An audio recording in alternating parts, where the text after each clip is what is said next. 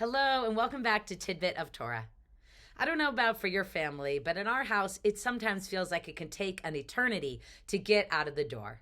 And that's largely because sometimes the process of getting dressed for my children can be difficult. Trying to explain to a 2-year-old why maybe a Minnie Mouse costume isn't the best choice, or why shorts may not be sufficient on a day that is below 32 degrees, etc.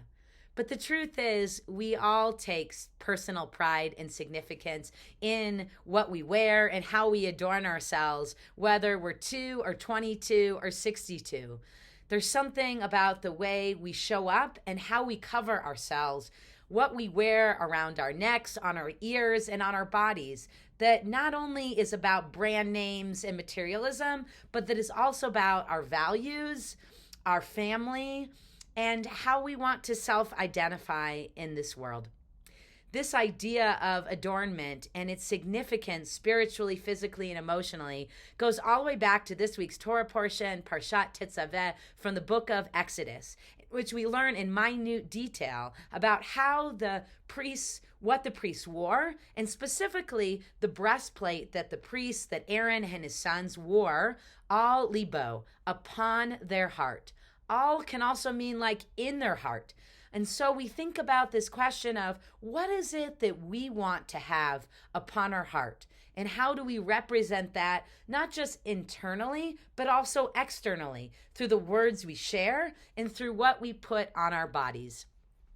In this week's Torah portion, we learn about what's on the breastplate, which in many ways is like the breastplates that we put on our Torah today.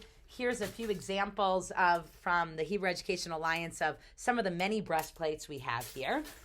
On the breastplate, as we can see in this beautiful one designed by our congregant Ira Sherman, there was a representation of all 12 of the tribes, of the 12 different tribes. And on here it says Urim v'Tumim, which was the kind of something similar to like an oracle that helped the priests make decisions informed by God's presence. As you can see on here, these 12 different beautiful colored stones, the rabbis say would light up to help the priests know which decision would lead to a curse and which would lead to a blessing and how to do it. Other rabbis comment that maybe actually was the different letters and the names of the scribes that would sort of scramble and form. The truth is we don't know exactly how the Urim v'Tumim would work. But the idea is that it would actually help be an oracle to make important life decisions. You might say, I didn't know Judaism believed in oracles.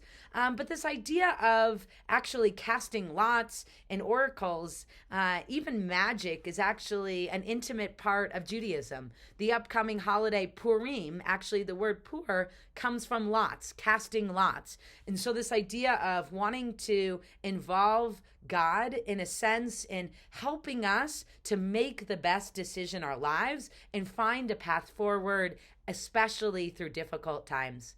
When I think about wearing this adornment, this breastplate or the necklace, I think about what are the necklaces and the jewelry, the clothing we might wear that help root us in our values, a remembrance of who we represent and where we came from and what we stand for. Like the necklaces that many people wear right now that pray for the safe return of the hostages and all those who are suffering at this time.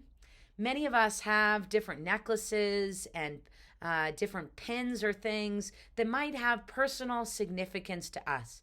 And so when we think about our children, we want to also invite them to wear things to show up in the world that helps them to find their values, to feel connected to where they came from, and to help them feel confident in who they are. In the Midrash, it actually says that even parts of the priestly garments were actually like a teshuvah, or help them to actually return or improve their behavior from sins or stubbornness, inappropriate thoughts, even idol worship, or being stuck in certain decision making. And so I wonder, what are the different things we want to wear, and how do we show up? How do we encourage our children and the people around us to truly embody all lev upon their heart, the values, the thoughts, the emotions, the ways in which they and we want to show up confidently, thoughtfully, and connectively in this world. Shabbat Shalom.